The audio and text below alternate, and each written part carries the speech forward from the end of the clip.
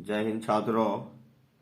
आज हम दो चर वाले रैखिक समीकरण का थ्योरी बताएंगे छात्रों, जिसमें हर विद्यार्थी को इसमें थोड़ा सा डाउटेड और कंफ्यूजन रहता है।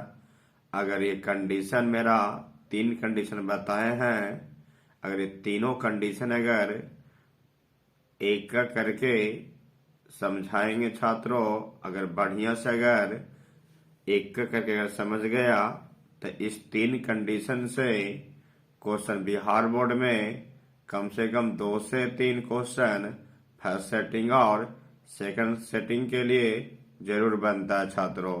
और इसमें कंडीशन के साथ साथ इसमें हमें एक एग्जाम्पल भी हर कंडीशन पर करवाएंगे, जो विद्यार्थियों को इस क्वेश्चन को बहुत परेशानी करवाता है।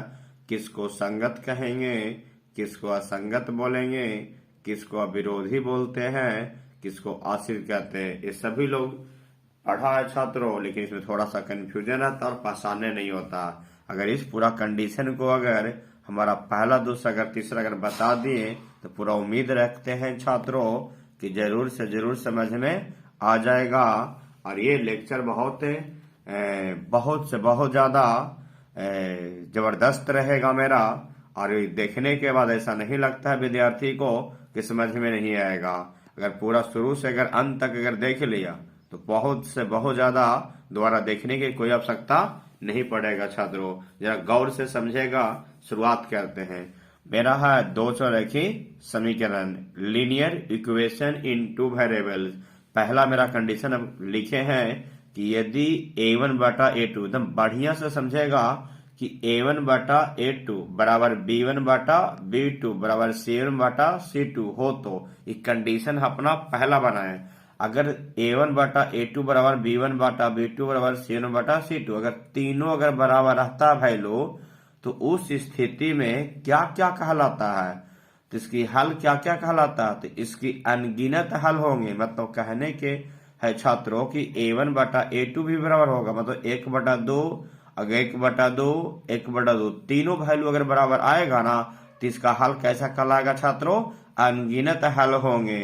फिर बोला गया और क्या कहलाएगा, मान लिया कि तीनों वैल्यू बराबर होना चाहिए, 1/2 1/2 1/2, ऐसा ना कि 1/2 कोई ऐसा हो। अगर इसका रहेगा 2/3 तो 2/3 2/3, मान लिया 3/4 3/4 3/4, मतलब तीनों वैल्यू अगर बराबर आएगा तो क्या क्या कहलाएगा छात्रों, अनगिनत हल भी होंगे। यह एक आश्रित समीकरण युग्म कहलाएगा। अगर ये तीनों वैल्यू आ गया, अब बोला गया कैसा समीकरण कहलाएगा, कैसा समीकरण कहलाएगा, तो आश्रित समीकरण कहलाएगा। कब, जब तीनों वैल्यू बराबर रहेगा तब। अब बोला कैसा हल होंगे, जब तीनों बराबर रहेगा तो कैसा हल होंगे, तो बताना है छात्रों अनगिनत हल होंगे। और बोलेगा कि और कैसा समीकरण कहलाएंगे, तो अविरोधी समीकरण। क्या कहलाता है छात्रों, अविरोधी समीकरण। मतलब कैसे, मान लिया कि 1/2, मान लिया 5/2 5/2 5/2, बोलेगा कैसा समीकरण युग्म कहलाएगा, तो यह एक अविरोधी समीकरण युग्म कहलाएगा।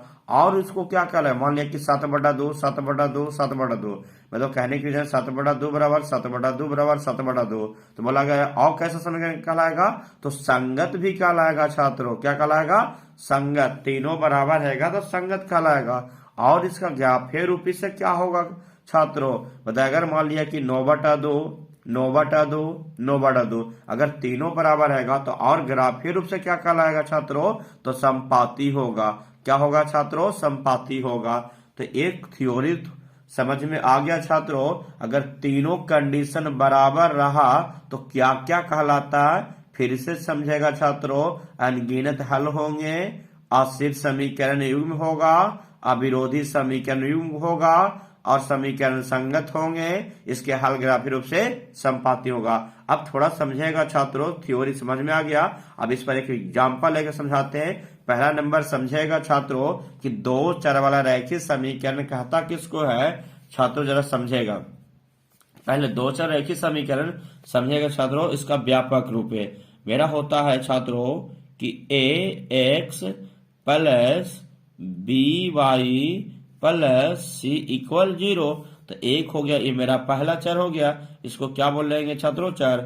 ये मेरा हो गया दूसरा चर हो गया, इसीलिए बोला गया दो चर वाले रेखीय समीकरण। रेखीय समीकरण क्यों हो गया? क्योंकि जीरो लग गया। जब तक जीरो नहीं लगेगा जब तक समीकरण नहीं कहलाएगा छात्रों, इसीलिए बोला गया दो चर वाला रेखीय समीकरण। क्योंकि दो गो यहाँ पर एगो एक्स है एगो वाई है, तो दो गो चर का बोध कहलाया, इसीलिए बोला जाता है दो चर वाला रेखीय समीकरण। मेरा सी क्या कहलाएगा छात्रों? कांस्टेंट है। जब ऐसा रहेगा तो सारा क्वेश्चन की प्लस हो या माइनस हो, बस दो गो चर लगा रहना चाहिए। अब इसको हमें सोल्व करके बताते हैं छात्रों, गौर से देखेगा पूरा समझ में आएगा। पहला समीकरण मेरा क्या दिया गया है कि 3x माइनस 5y जब बराबर रहेगा छात्रों तो -9 इक्वल क्या करना है? 0। इसको समीकरण हम क्या मान लेते हैं छात्रों? 1। अब मेरा हो जाएगा ये क्या होगा मेरा कि 9x माइनस 15y बराबर है ना छात्रों, तो क्या करना है? -27 इक्वल क्या हो जाएगा? 0।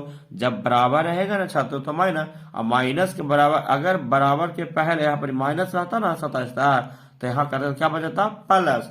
अब इसको मानने के तरीका छात्रों समझेगा, मानने का तरीका समझेगा छात्रों, मानने का कि जो पहले रहेगा ना उसको a1 मानेगा, जैसे मानेगा उसी मानेगा a1, तो a1 की वैल्यू क्या होगी? 3। अब मानेगा b1 की वैल्यू क्या हो गया मेरा? माइनस में क्या हो जाएगा? 5। अगर y के गुणन अगर माइनस में है आगे तो माइनस मानेंगे, फिर क्या हो जाएगा? c1 की वैल्यू क्या होगा छात्रों? तो माइनस में 9 हो गया। अब क्या करना है? a2, तो a2 वैल्यू क्या हो जाएगा? 9। उसके बाद मानना है b2, तो b2 वैल्यू क्या होगा?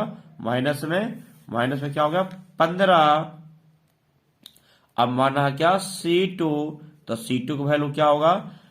क्या हो जाएगा? माइनस में 27। अब फार्मूला इस कंडीशन पर छात्रों देखो हम बताते हैं, इस फॉर्मूला पर अब सेट करेगा। अगर तीनों अगर बराबर आ जाएगा छात्रों ना, तो समझना कि चारों पांचों कंडीशन का लाएगा। देखो हम बराबर आता है कि नहीं करके दिखाते, फॉर्मूला लगाते हैं कि a1 बटा a2 बराबर b1 बटा b2 बराबर c1 बटा c2। तो देखिएगा छात्रों सभी मान लिए हैं, हमेशा पहला वाला को a1 फिर b1 फिर c1 पहला समीकरण, फिर दूसरा समीकरण को a2 b2 और c2 मानने का फॉर्मूला दर्शा देगा कि a1 बटा a2 बराबर b1 बटा b2 बराबर c1 बटा c2। तो a1 के वैल्यू कितना दिया छात्रों? तो 3 दिया है। a1 के वैल्यू कितना दिया छात्रों? 3 दिया है। अब बताओ a2 है ना, a2 के छात्रों कितना दिया है? 9 दिया है, तो 9 पुट करना है। फिर बोला b1 वैल्यू कितना दिया छात्रों? तो माइनस में 5 दिया है। अब b2 का कितना दिया छात्रों? तो माइनस में 15 दिया है। अब बोलता c1 बटा c2, तो c1 के वैल्यू देखो छात्रों कितना दिया है? माइनस में 15 दिया है। और c2 और c1 का वैल्यू, अच्छा छात्रों मिस्टेक है, c1 के छात्रों देखो मिस्टेक हो गया, c1 के छात्रों कितना दिया? तो 9 दिया था। कितना दिया है छात्रों? 9 दिया था। माइनस में 9 दिया है, सॉरी यहाँ पर गलती से लिखा गया था। अब यहाँ देखो छात्रों c2 वैल्यू कितना दिया? माइनस में 27 दिया था। कितना दिया? 27 से। अब यहाँ देखो काटो छात्रों, 3 दिया 9 और माइनस भाग कट गया, 5 दिया 15 माइनस में कट गया, 9 दिया 27। इसका कितना आ गया सबका? तो 1/3 बराबर 1/3 देखो छात्रों तीनों बराबर आ गया ना कि नहीं आया? जब तीनों बराबर आ जाएगा छात्रों तीनों, तो इसको क्या क्या कहेंगे छात्रों? क्या क्या? तो देखो क्या क्या कहेंगे इसको कहने के, तीनों बराबर आ गया ना, तो देखो क्या क्या कहेंगे। इसको पूछा गया कभी ऑप्शन में ऐसा रहेगा अनगिनत हल होंगे, तो बताना तीनों बराबर आ गया तो अनगिनत हल होंगे। फिर क्या कहलाएगा? आश्रित समीकरण कहलाएगा। और पूछे कैसा कहलाएगा? विरोधी कहेंगे भी कह सकते हैं, संगत कह सकते हैं, ग्राफी रूप से संपाती। अगर ये तीनों बराबर आ गया, ये मेरा तीनों जो बराबर दिया गया ना, उसको क्या क्या कहेंगे? अनगिनत बोलेंगे। क्या बोलेंगे? अनगिनत हल। देखिएगा अच्छा तो क्या क्या लिख देते हैं? अनगिनत हल होंगे, अनगिनत शॉर्ट में लिख देते हैं। अभी अनगिनत हल होंगे और क्या कहलाएगा, तो आश्रित कहलाएगा। क्या कहलाएगा, जरा देखिएगा छात्रों, आश्रित। क्या कहलाएगा, आश्रित। पहला हो गया ये। दूसरा और क्या कहलाएगा, ये अविरोधी। क्या कहलाएगा, अविरोधी। अविरोधी। और क्या कहलाएगा, इसको कहलाएगा अविरोधी के बाद बोल सकते हैं संगत। क्या कहलाएगा, संगत। तो 1 2 3 हो गया और ये मेरा क्या होगा, चौथा। और क्या कहलाएगा, ये संगत के बाद संपाति। क्या कहलाएगा, संपाति। अब मेरा में कोई भी अगर ऑप्शन दे दिया ना छात्रों, कोई भी अगर मिलता है ना, अगर ये देगा तो ये आंसर हो गया, ये देगा तो ये आंसर हो, ये देगा ये आंसर। कोई ऑप्शन में, कोई पांचों में एक रहेगा छात्रों। अब जो देखेगा कंडीशन को अगर बराबर आ गया, उस कंडीशन का आंसर हो जाएगा छात्रों। अब आते हैं छात्रों, कंडीशन नंबर मेरा 2 है। Condition number 2। कंडीशन नंबर 2 में छात्रों A1 बटा A2 बराबर B1 बटा B2 does not equal C1 बटा C2। अगर हमारा कहने के लिए रीजन है ये दोनों वैल्यू बराबर हो जाएगा और ये बराबर नहीं होगा, तो क्या क्या कहलाएगा छात्रों, इस समीकरण का कोई हल नहीं होगा। अगर ये दोनों वैल्यू बराबर है, मान लिया कि इसका 1/2 और 1/2, इसका आएगा 1/3, तो समीकरण क्या कहलाएगा, कोई हल नहीं होगा। और क्या कहलाएगा छात्रों, एक विरोधी समीकरण कहलाएगा। क्या कहलाएगा, विरोधी समीकरण। और क्या कहलाएगा, इसको कह सकते हैं असंगत होंगे। क्या होगा, असंगत। और क्या कह सकते हैं, इसके द्वारा निरूपित रेखांक ग्राफीय रूप से समांतर होगा। अगर ये पहला वैल्यू 1/3 1/3 या 1/2 1/2, ये वाला डज नॉट इक्वल मतलब बराबर नहीं होना चाहिए, ये दोनों बराबर, ये बराबर नहीं होगा, तो क्या क्या कहलाएगा, इसकी कंडीशन 4 गो है। क्या क्या कहलाएगा, कोई हल नहीं होगा, विरोधी समीकरण, असंगत होंगे और क्या कहलाएगा, समांतर होंगे। नहीं समझ में आ रहा है छात्रों, फिर से समझो। मैं कहने की मेरा रीजन है कि 4/5, ये भी 4/5, ये हो जाएगा माइनस में 4/5। तो बताओ सब, ये भी 4/5, ये भी 4/5, लेकिन ये माइनस में 4/5, तो इसलिए डज नॉट इक्वल हो गया, ये बराबर नहीं है। जब ये दोनों बराबर हो गया और ये बराबर नहीं होगा, तो हल कैसा कहलाएगा, तो कोई हल नहीं होगा। और क्या कहलाएगा समीकरण, तो विरोधी समीकरण होगा। क्या कहलाएगा, विरोधी समीकरण। और कैसा, उसको क्या कहेंगे, असंगत कहेंगे। क्या कहेंगे, असंगत कहेंगे। और इसके निरूपित रेखा ग्राफीय रूप से क्या कहेंगे, तो समांतर होगा। क्या होगा, समांतर होगा। इसका 4 कंडीशन। जरा क्वेश्चन देख के, एग्जाम्पल देके समझाते हैं, देखेगा छात्रों, एकदम बढ़िया से समझ में आ जाएगा छात्रों, जो गौर से समझेगा। पहले हम बता चुके थे कि 2 4 एक ही समीकरण क्या होता, तो सोल्व करते हैं छात्रों, देखेगा जब गौर से ना, समझ में आ जाएगा। मेरा क्या था पहला समीकरण कि 2x + 3y बराबर क्या दिया गया है, 5 दिया गया है। तो इसको हम करेंगे कि 2x + 3y - 5 इक्वल क्या हो गया, 0। जिसको हम मान लेते हैं कि a1 के वैल्यू क्या हो जाएगा छात्रों, 2 और b1 के वैल्यू क्या हो जाएगा, 3। अगर यहाँ प्लस है तो प्लस, माइनस आएगा तो माइनस, अगर माइनस आ गए तो माइनस लिखेगा, लेकिन है क्या प्लस, तो प्लस क्या रहता है, छुपा हुआ। अब लिखेंगे c1, तो c1 के वैल्यू क्या हो गया, -5। जरा समीकरण दूसरा समझेगा छात्रों, क्या है, 4x + 6y बराबर क्या है, तो 15 दिया गया। तो यहाँ लिखेंगे 4x + 6y - 15 इक्वल क्या हो गया, 0। इसको मान लेंगे क्या कि a2 के वैल्यू क्या हो जाएगा, 4 और b2 के वैल्यू क्या हो जाएगा, 6 और c2 के वैल्यू क्या हो जाएगा, -15 हो जाएगा, -15 हो जाएगा। फार्मूला आप दर्शाएंगे कि a1, फार्मूला दर्शाएंगे कि a1 बटा a2 बराबर b1 बटा b2 और डज नॉट इक्वल c1 बटा c2। अब जैसे से हम माने हैं a1 का वैल्यू, a2 का वैल्यू, b1 और b2, c1 और c2, सारा ये सब हम मान लिया हुआ, ऐसा ही सारा मानना है छात्र। जैसे हम माने हैं ना x के गुणांक वाला को हम क्या माने हैं, a1, y गुणांक वाला b1, कांस्टेंट को c1, उसी तरीका से इसमें भी जब यहाँ a1 b1 क्यों लिखा गया, क्योंकि 2 समीकरण इसीलिए दर्शाया गया है कि a2 के बताओ कि x गुणांक वाला क्या होगा मेरा a2, y गुणांक वाला क्या होगा b2 और कांस्टेंट को मेरा c2। तो a1 हो गया, a1 का वैल्यू, b1 का वैल्यू, c1 का वैल्यू।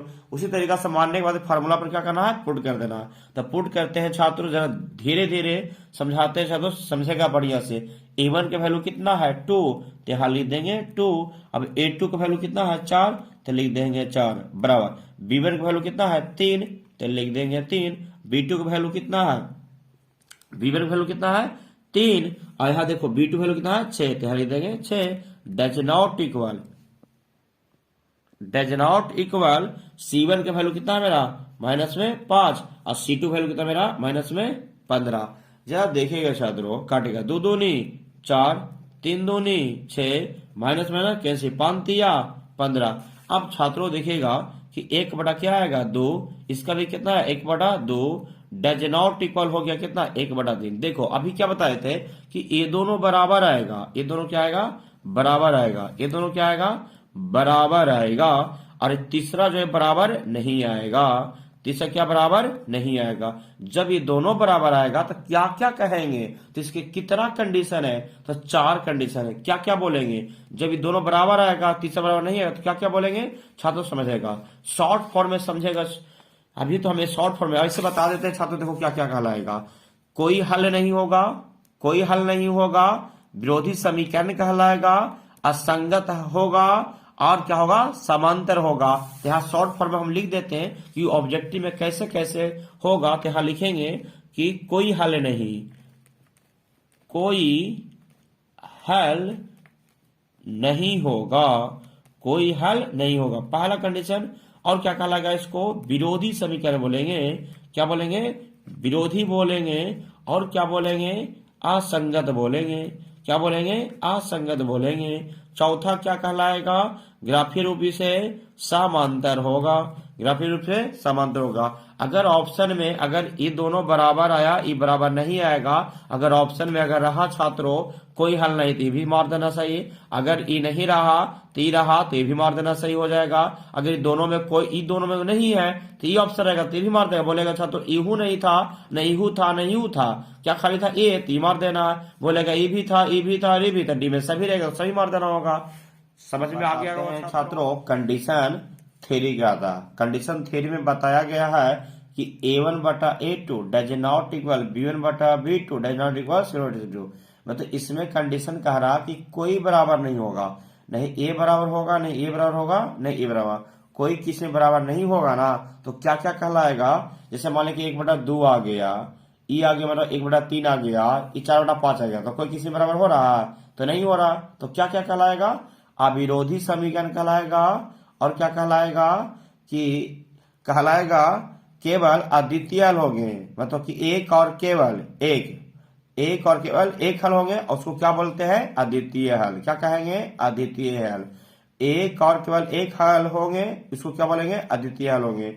और इसके और क्या बोलेंगे संगत होंगे। क्या कहेंगे संगत होंगे। और क्या बोलेगा इसके द्वारा रेखा है प्रतिच्छेदी होगा। क्या कहलाएगा प्रतिच्छेदी। क्या क्या बोला प्रतिच्छेदी, संगत, अद्वितीय हल होगा एक और क्या बोलेंगे अविरोधी। 4 चीज। ऐसे अगर नहीं समझ में आया छात्रों तो एग्जाम्पल देके भी समझाते हैं, फिर से बता देते हैं। मतलब A1 बटा A2 does not equal B1 बटा B2 does not equal C1 बटा C2। मतलब कि रीजन कहने की रीजन है छात्रों कि अगर इसका वैल्यू 3 बटा 2 आया तो इसका 4 बटा 5 आ जाएगा, 6 बटा 7 आ जाएगा।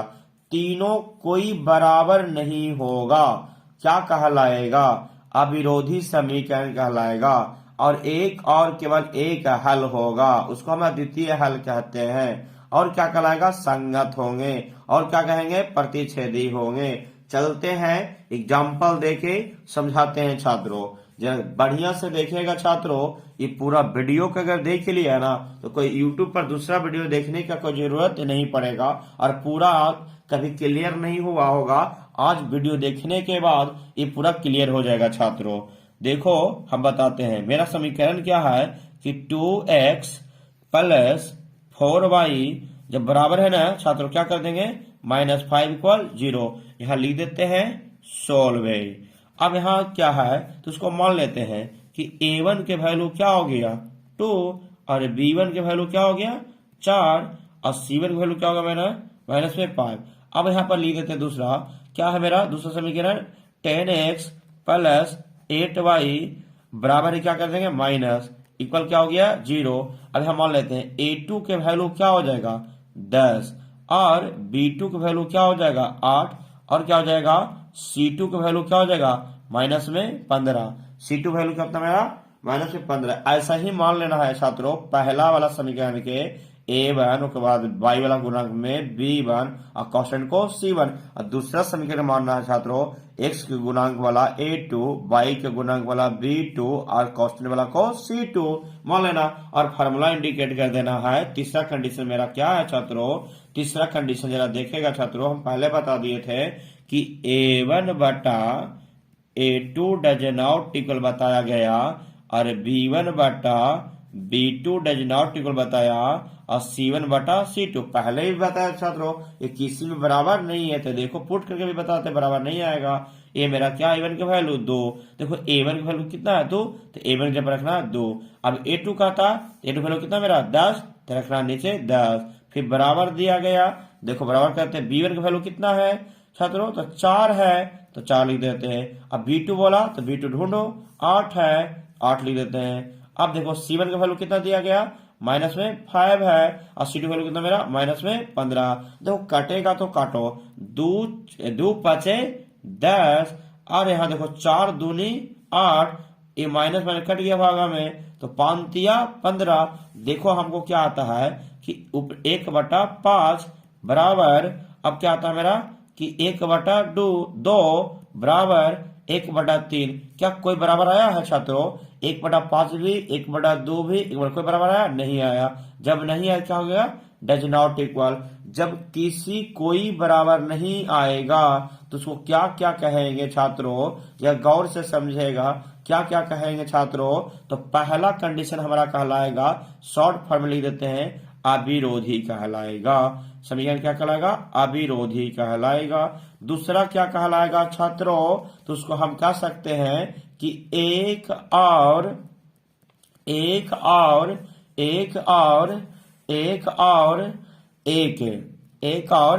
हल होंगे, एक और एक हल होंगे। उसको एक और एक हल को क्या बोलते हैं छात्रों, अद्वितीय हल बोलेंगे। क्या कहेंगे, अद्वितीय के हल होंगे। और 2 हो गया कंडीशन छात्रों। तीसरा देखेगा क्या कहलाएगा, तो तीसरा कहलाएगा संगत। क्या कहलाएगा, संगत। चौथा कंडीशन क्या कहलाएगा, उसको कह सकते हैं प्रतिच्छेदी कहा जाएगा। क्या, प्रतिच्छेदी कहलाएगा। अगर ये हमारा ऑप्शन में, ये ऐसा नहीं सोचेगा छात्रों कि ऑप्शन में चारों रहेगा, नहीं, चारों में से कोई एक ऑप्शन रहेगा, एगो रहेगा। अगर 3 गो दिया तो डी में सही बने, मान लिया कि तुमको ऑप्शन में ई रहेगा तो आंसर ई हो गया। अगर मान लिया तुमको ई ऑप्शन में नहीं है, ई वाला रहेगा तो आंसर ई हो जाएगा। मान लिया ई दोनों में नहीं है कोई, नहीं ई वाला ऑप्शन में दिया हुआ है नहीं ये ही दिल है, तो मान लिया तो ई तो दिल रहेगा तो ऑप्शन ई हो जाएगा। अब बोलेगा सर ये भी नहीं ऑप्शन में था, नहीं ये भी और ये भी नहीं है, तो एक तो ऑप्शन में बन में कह रहेगा ई होगा। नहीं अगर ये भी नहीं दिया, ऐसे भी नहीं दिया, ऐसे भी नहीं दिया, तो कभी कभी अद्वितीय भी दे देता है, उसी को कहा जाता है एक और एक हल को कहा जाता है अद्वितीय हल। तो समझ में आ गया हुआ छात्रों। और ये तुमको एक होमवर्क में दे देते हैं छात्रों, ये वाला कमेंट में करके जरूर बताएगा छात्रों क्या क्या कहलाएगा। तो समझ में आ गया हुआ छात्रों। अगर इस वीडियो को अगर देखने के बाद अगर अच्छा लगा तो लाइक और सब्सक्राइब और साथ साथ बेल घंटी भी जरूर दबा देगा दोस्तों। जो हम अगर अपलोड वीडियो करेंगे ना तो नोटिफिकेशन जरूर जाएगा दोस्तों। और इसको इतना शेयर करो ना कि हर एक एग्जाम देने में 2023 का और इस विद्यार्थी को पास पहुंच जाएगा, जिससे कम से कम ये चैप्टर से और इस टॉपिक से 2 से 3 नंबर प्रत्येक बरस लगभग पूछते रहता। और ये तो कन्फर्म है छात्रों, 1 तो 2 क्वेश्चन फर्स्ट सेटिंग में भी और सेकंड सेटिंग में। और ये क्वेश्चन के अगर देखने के बाद, थ्योरी को देखने के बाद अगर कोई भी क्वेश्चन बैंक हो या ब्रिलियंट का ऑब्जेक्टिव हो या कोई बुक से अगर बना के देखो और सारा क्वेश्चन तुमसे पकड़ा जाएगा। ऑब्जेक्टिव कैसे संगत कहलाता था, कैसे विरोधी कहलाता था, कैसे एक और केवल एक हल होता था, कैसे अद्वितीय हल होता था, कैसे संगत कहलाता था, कहीं प्रतिच्छेदी कहलाता था। इस सारा का सारा आज तुमको डॉटेड खत्म हो गया। अगर नहीं हुआ होगा तो 1 से 2 बार वीडियो को रोक के जरूर देखो और साथ साथ क्वेश्चन को अपना एक प्रैक्टिस भी करो। उससे क्या होगा कि तुमको समझ में आ गया। अगर समझ में आ गया तो एक बार जरूर कमेंट में लिखेगा जरूर बोलेगा कि सर समझ में आ गया। और इसमें अगर समझ में आ भी गया तो फिर अगर दोबारा अगर अच्छा लगता तो दोबारा हमको जरूर लिखिएगा किस पर वीडियो हम बनाएंगे, अगर डाउट रहेगा। जय हिंद छात्रों।